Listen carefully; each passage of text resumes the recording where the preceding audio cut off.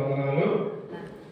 ఈ సిద్ధపాటు ప్రార్థన రోజున ఈరోజు మనం నేర్చుకునేటువంటి అంశం ఏంటంటే, భక్తులు పాపం చేస్తే దేవుడు ఊరుకుంటాడా?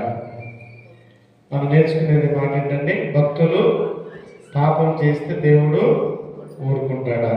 భక్తులు అంటే ఎవరు?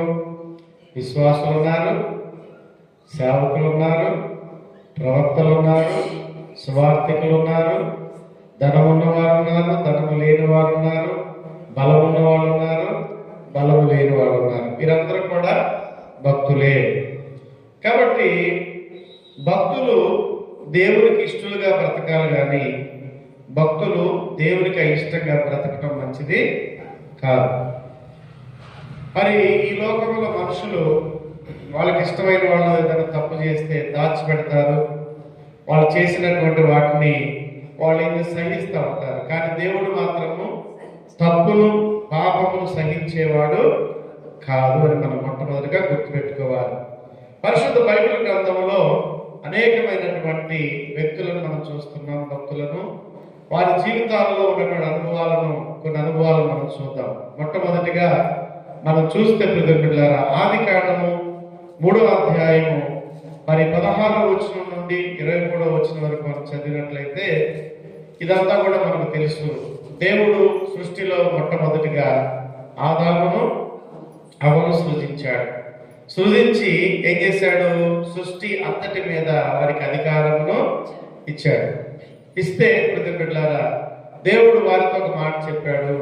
తోటలో ఉన్నటువంటి చెట్ల ఫలాలన్నింటినీ కూడా మీరు నిరభ్యంతరంగా తినొచ్చు, మధ్యలో ఉన్నటువంటి 2 చెట్ల ఫలాలు మాత్రం మీరు తినకూడదని చెప్పినప్పుడు వారి యొక్క మరి దేవుడు చెప్పిన మాటలను వారు జాగ్రత్తగానే వింటున్నారు. కానీ వారిని పాపంలో పడేయడానికి అపవాది ఒక పన్నాగము పన్ని ఒక సర్ప రూపంలో వాళ్ళ ఎద్దుకు వచ్చాడు. వాళ్ళ ఎద్దుకు వచ్చి ఏం చేశాడు? దేవుని యొక్క మాటలను అబద్ధముగా మార్చి పాపంలో పడేటట్లుగా చేశాడు. మనకు కూడా కొన్ని సందర్భాలు, బాప్తిస్మం తీసుకున్న తర్వాత, రక్షణ తీసుకున్న తర్వాత మనకు కూడా కొన్ని సమస్యలు ఎదురవుతూ ఉంటాయి. అంటే కక్కినటువంటి, అంటే వాంతికి తిరిగినది, కుక్క తన వాంతికి తిరిగిన రీతిగా ఈ లోకంలో చాలా మంది భక్తిలో ఉన్నట్లుగానే ఉండి మరలా లోకంలో జీవించేటువంటి వాళ్ళు ఎంతో మంది ఉన్నారు. కాబట్టి అలాంటి జీవితాలను దేవుడు సహించేవాడు కాదు. ఇక్కడ ఆదాము హవ్వలు కూడా దేవుడు మరి చూడలేదు అనుకున్నాడు, మరి చేసిన పాపాన్ని చూడలేదు అనుకున్నాడు. కానీ దేవుడు ఏం చేశాడు? వారి పాపాన్ని క్షమించలా. ఎందుకు క్షమించలేదంటే వాళ్ళు తప్పు చేశారని ఒప్పుకోవాలా. ఏం చేశారు? ఆదాముని అడిగాడు, నువ్వు అంజూరపు కచ్చడము చుట్టుకొని నువ్వు ఎందుకు దిగంబరిగా ఉన్న సంగతి నీకు ఎవరు చెప్పారంటే, అయ్యా నీవు నాకు ఇచ్చినటువంటి ఈ స్త్రీ చేసినటువంటి అపరాధం వలన నేను కూడా పళ్ళు తినానయ్యా. ఆమెను అడిగితే ఆమె ఏం చెప్పింది? ఎవరని చెప్పింది? సర్పం అని చెప్పింది. అర్థమవుతుందండి? అంటే చేసిన తప్పును ఈ రోజున ఒప్పుకున్నవాడే నిజమైనటువంటి భక్తుడు. ఒప్పుకోకుండా సర్దుబాటు చేసుకునేవాడు నిజమైన భక్తుడు కాదు. సర్దుబాటు చేసుకునేవాడు అసలు దేవుడు ఒప్పుకునేవాడే కాదు. కాబట్టి ఇక్కడ ఆదాము హవ్వలు దేవుని క్షమించమని అడగలేదు, కానీ వారు సాకులు చెప్పడము ప్రారంభించారు.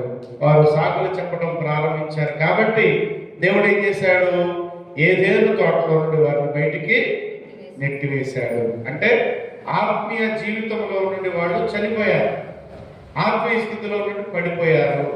కాబట్టి ఎవరైతే ఆత్మీయ స్థితిలో నుండి దేవునికి దూరం అయిపోతారో దేవుడు ఒక అవకాశం ఇస్తాడు, కానీ వారు సరి చేసుకుంటే దేవుడు క్షమిస్తాడు. సరి చేసుకోకపోతే వారికి దిగజారిపోయి వారి జీవితాలు చాలా అగమ్య గోచరంగా మారుతాయి. కాబట్టి ఆదాము హవ్వల జీవితాలు మనం చూస్తే వారు ఏదేను తోటలో నుండి నెట్టివేయబడతారు. దేవుడు ఏం చేశాడంట? అగ్ని జ్వాలలను ఆ ఏదేను తోటకి కాపలాగా పెట్టాడు. ఎవరు రావడానికి వీల్లేదు. అంత శక్తి కలిగిన దేవుడు, అంత క్రమం కలిగిన దేవుడు మన ప్రభు అయినటువంటి యేసుక్రీస్తు. కాబట్టి ఇక్కడ ఆదాము హవ్వలు తప్పు చేసిన నా స్వరూపంలో ఉన్న వాళ్ళే కదా, నా పిల్లలే కదా అని చెప్పేసి దేవుడు ఏమాత్రం కూడా ఒప్పుకోలేదు. రెండవది చూస్తే ప్రజలారా, సంఖ్యాకాండము 12వ అధ్యాయం 1వ వచనం నుండి 11వ వచనం వరకు మనం చదివినట్లయితే ఇక్కడ ఒక సందర్భం ఉన్నది. ఏంటో తెలుసా? దేవుని సేవ చేస్తున్నటువంటి యాజకుడైన ప్రవక్త అయినటువంటి మోషే మీద తన తోడబుట్టినటువంటి సహోదరి మిరియాము ఏం చేసింది? తిరుగుబాటు చేసింది. జాగ్రత్తగా వినండి. కొన్నిసార్లు మనం కూడా భక్తి కలిగిన వారి మీద మనం కూడా తిరుగుబాటు చేస్తూ ఉంటాం. నువ్వేనా చేసేది, మేము చేయలేమా అన్నట్లుగా మాట్లాడుతూ ఉంటాం. అయితే ఇక్కడ మరి మిరియాము మరి మోషేని ప్రశ్నించిన కారణం ఏంటో తెలుసా? మిరియాముకు తెలియకుండా మోషే ఒక అమ్మాయిని వివాహము చేసుకుంటాడు. చేసుకున్నప్పుడు మాకు తెలియకుండా నువ్వెందుకు చేసుకున్నావా అని చెప్పేసి మరి ఆ మోషే మీద తిరుగుబాటు చేసినప్పుడు ప్రియപ്പെട്ടలారా, మరి భక్తుల పైన చేసినటువంటి ఆ యొక్క తృణీకార భావాన్ని బట్టి యథార్థపరుడైనటువంటి మోషే చేసినటువంటి ఆ యొక్క భక్తి విషయంలో మిరియాము ఏం చేసినట్టు తొట్టిల్లింది. తొట్టిల్లడం వల్ల ఏం జరిగిందో తెలుసా? మిరియాముకి ఏం జరిగింది మనకు తెలుసు కదా, కుష్టు రోగము కలిగింది. అంటే మిరియాము మరి ఆ మోషే అనుకోవచ్చు, నా చెల్లెలే కదా ప్రభువా, మరి నా చెల్లెల్ని నేను వెతికిలాగా చేసావని చెప్పేసి మోషే ఫీల్ అవ్వాల. అర్థమవుతుందండి? దేవుడు ఏం చేశాడు? మోషేతో తర్వాత మాట్లాడాడు. అనయా మరి అని చెప్పేసి ఆమె బాధపడిన తర్వాత అప్పుడు మోషే మరి దేవుని సన్నిధికి వెళ్ళి దేవుణ్ణి వేడుకున్నాడు. ఏమని వేడుకున్నాడు? ప్రభువా, తప్పు చేసింది కాబట్టి క్షమించమని అడిగినప్పుడు మిరియాము యొక్క కుష్ఠరోగాన్ని దేవుడు తీసివేశాడు. అంటే మోషే ప్రార్థన చేసినప్పుడు కుష్ఠరోగం పోయింది. కానీ దేవుడు ఇక్కడ ఏం చేశాడు? ఆమె చేసినటువంటి తప్పును బట్టి శిక్ష వేశాడు. ఈ రోజు కూడా మనలో చాలా మంది విశ్వాసులు ప్రార్థన చేస్తూనే ఉంటారు, భక్తి జీవితంలో దిగజారిపోతూ ఉంటారు. ప్రార్థన చేస్తూనే ఉంటారు, చాలా రకాలుగా వెనకబడిపోతూ ఉంటారు. కానీ తద్వారా వచ్చేటువంటి ఆ యొక్క బలహీనతలు ఏంటంటే మనకు తెలియకుండా మనకు కొన్ని బలహీనతలు మనలను వెంటాడుతూ ఉంటాయి. మీకే కాదు, నాకు కూడా అర్థమవుతుందండి. ఎవరైతే భక్తి విషయంలో దేవునికి దూరంగా ఉంటారో వారిని దేవుడు ఏం చేస్తాడంటే చిన్న చిన్న బలహీనతల చేత శిక్ష పెడుతూ ఉంటాడు. మిరియాము కూడా మనం చూస్తే మిరియాము జీవితంలో దేవుడు మరి ఆమె కుష్ఠరోగం పెట్టినప్పుడు మరి ఆమె మొత్తపడింది. అంటే భక్తి పరురాలైనప్పటికీ కూడా మిరియాము పాట పాడితే ఇశ్రాయేలు ప్రజల్లో ఉన్నటువంటి లక్షల మంది తన్మయం పొందేవాళ్ళంట. అంత ఆత్మీయత కలిగినటువంటి భక్తురాలు మిరియాము. మరి వాయిద్యము తంబురు తీసుకొని దేవుడిని స్తుతిస్తా ఉంటే అందరూ కూడా ఆత్మతో నింపబడేవాళ్ళంట. మరి అంత తలాంతు కలిగినటువంటి భక్తి పరురాలైనప్పటికీ కూడా సేవకుడి మీద తిరుగుబాటు చేసినప్పుడు దేవుడు ఏం చేశాడు? ఆమెకి కుష్ఠరోగాన్ని పెట్టాడు. అంటే వదిలిపెట్టల. భక్తి పరురాలైనప్పటికీ కూడా ఆమెను దేవుడు విడిచిపెట్టకుండా ఏం చేశాడు? శిక్షించాడు. మొదటి ఉదాహరణలో ఆదాములను దేవుడు శిక్షించాడు. రెండవ ఉదాహరణలో మిరియామును దేవుడు శిక్షించాడు. మూడవ ఉదాహరణ మనం చూస్తే పిల్లలారా, సంఖ్యాకాండం 22వ అధ్యాయము 20 నుంచి 35 వరకు ఇంటికి వెళ్ళి చదువుకోండి, రాసుకోండి. ఇక్కడ బిలాము ఒక ప్రవక్త. ప్రవక్త అంటే జరగబోయే సంగతులను చెప్పేవాడు. అలాగే దేవుని యొక్క విషయాలను ఆయన చాలా స్పష్టంగా ఖండితంగా చెప్పేవాడిని ప్రవక్త అంటారు. ప్రవక్త అబద్ధం చెప్పాడు అనుకోండి, అబద్ధ ప్రవక్త అంటారు. కాబట్టి దేవుడు ఏది చెప్పమంటే దాన్నే చెప్పాలి. బిలామును దేవుడు ఎందుకు నియమించాడంటే ఇశ్రాయేలు ప్రజలకు దేవుని గురించి చెప్పడానికి, రెండవదిగా ఇశ్రాయేలు ప్రజలను దీవించడానికి బిలామును దేవుడు ఏర్పాటు చేసుకున్నాడు. అవునండి. అయితే ఇక్కడ జరిగిన విషయం ఏంటి? బిలాము తనకు ఒక దాన్ని ఏమంటారంటే వస్తువులకు, బంగారములకు, ధనానికి లోబడి ప్రలోభపడి ఏం చేశాడంటే ఇశ్రాయేలు ప్రజలను శపించడానికి ఆయన ఆలోచన చేశాడు. ఆలోచన చేసినప్పుడు దేవుడిని అడిగాడు. దేవుడిని అడిగినప్పుడు దేవుడు ఏమన్నాడంటే వెళ్ళమన్నాడు. దేనికి వెళ్ళమన్నాడు? దీవించడానికి వెళ్ళమన్నాడు. కానీ రెండోసారి ఇంకా ఇంకా నీకు కావాల్సిన వాటిని కూడా ఇస్తాను, నువ్వు రావాలని చెప్పేసి అన్నప్పుడు వాటికి ఆశపడి గాడిద మీద వెళ్తా ఉన్నప్పుడు ఏం జరిగింది?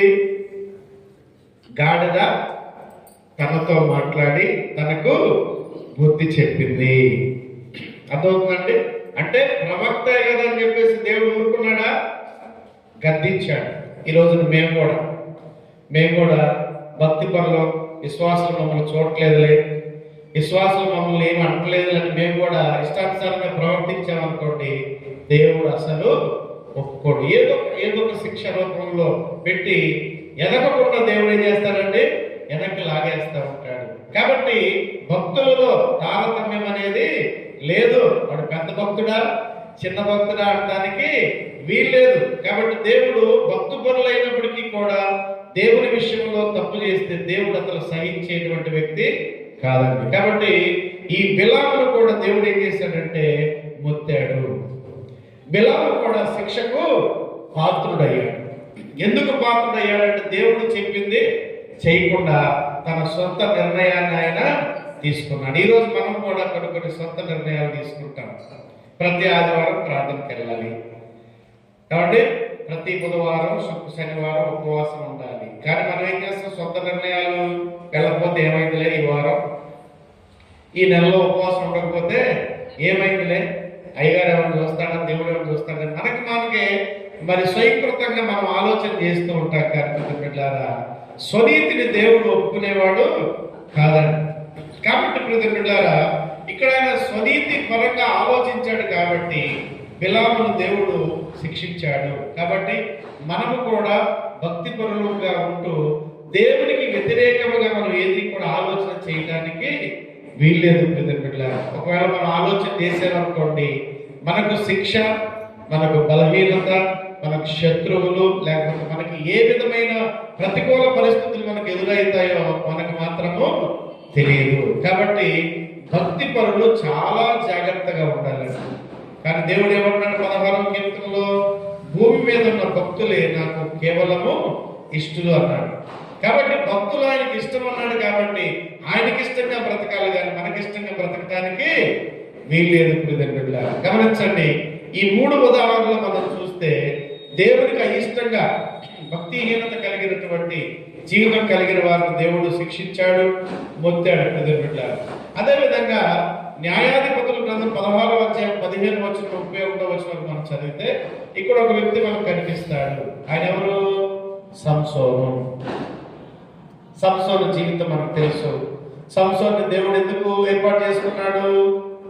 ఫిలిస్తీన్ల చేతిలో నుండి ఇశ్రాయేలీలను విమోచించడానికి, ఫిలిస్తీన్ యొక్క బలత్కారం నుండి ఇశ్రాయేలు ప్రజలను కాపాడడానికి దేవుడు సంసోన్ని మరి భూమి మీదకి తీసుకొస్తే ఎదిగాడు, పెద్దోడయ్యాడు. యవన ప్రాయం వచ్చేసరికి ఏం చేశాడు? దారి తప్పిపోయాడు, పాపానికి బానిస అయిపోయాడు. నేను ఈరోజు మన అంశం ఏంటి? పాపం చేస్తే భక్తులను దేవుడు ఊరుకుంటాడా? కాబట్టి సంసోను 300 నక్కల్ని పట్టుకోగలిగినటువంటి బలం కలిగిన వాడు. కానీ అంత బలం ఉన్న దేవుడు ఒప్పుకున్నాడా? ఒప్పుకోలే. సింహాన్ని చంపగలిగినంత బలం ఉంది సంసోనుకి, కానీ పాపం చేస్తే దేవుడు ఒప్పుకున్నాడండి? ఒప్పుకోలేదు. బిడ్డలారా, దాగోను దేవాలయంలో ఆ తిమ్మలకు, దేవాలయం యొక్క మూలస్తంభాలకు కట్టబడి తన కళ్ళల్లో కాల్చబడినటువంటి ఇనుపు సోపులతో పొడిపించుకున్నాడు. అంటే పాపం చేసినటువంటి వ్యక్తిని దేవుడు ఊరుకోలేదు. ఈ రోజున మనకు కూడా ఒక హెచ్చరిక, మనకు కూడా ఒక చురక ఏంటంటే, మనకు తెలుసు మనం పాపం చేస్తున్నామా, మనం దేవునికి దూరంగా ఉంటున్నామా అనేది మనకు ఎలాగ అర్థమవుతుందంటే, మనకున్న సమస్యలు, మనకున్న బలహీనతలే, మనము భక్తిలో ఎదుగుతున్నామా లేకపోతే భక్తికి మనం దూరంగా ఉంటున్నామా అనేది దేవుడు మనకి తెలియజేస్తూ ఉన్నాడు. అంటే ఆత్మ పరిశీలన మనము చేసుకోవాలి. ఆత్మ పరిశీలన చేసుకుంటే దేవుడు ఏం చేస్తాడంటే, మరలా దేవుడు మనకు ఒక అవకాశాన్ని ఇస్తాడు. అంటే తిరిగి నా యొద్దకు రండి. యాకోబు రాసిన పత్రికలో 4వ అధ్యాయంలో అన్నాడు, నా యొద్దకు రండి, నేను మీ యొద్దకు వస్తానని చెప్పేసి దేవుడు చెప్పాడు ప్రతిబిడ్డారా. కాబట్టి మనం దేవుని యొద్దకు వచ్చి ఏం చేయాలి? ప్రభువా నేను భక్తిపరుడుగా ఉంటూ చేయకూడనటువంటి మనము మన సిఎస్ ఆరాధనలో ప్రతి ఆదివారం కూడా మనం ఏం చెప్తాం? సర్వశక్తియు మిక్కిలి కనికరం గల తండ్రి, తప్పిపోయిన గొర్రె వల్లే నేను దారి తప్పి ఉన్నాను. దేవుని దగ్గరకు వచ్చి మనం భక్తులుగా ఉంటూ భక్తిహీనతలో బ్రతుకుతున్నామంటే దేవుని దగ్గరకు వస్తే తప్ప మన భక్తిహీనత సరి చేయబడదు. భక్తిహీనత అనే త్రాసులో మనము అటు ఇటు ఊగిసలాడుతున్నాం.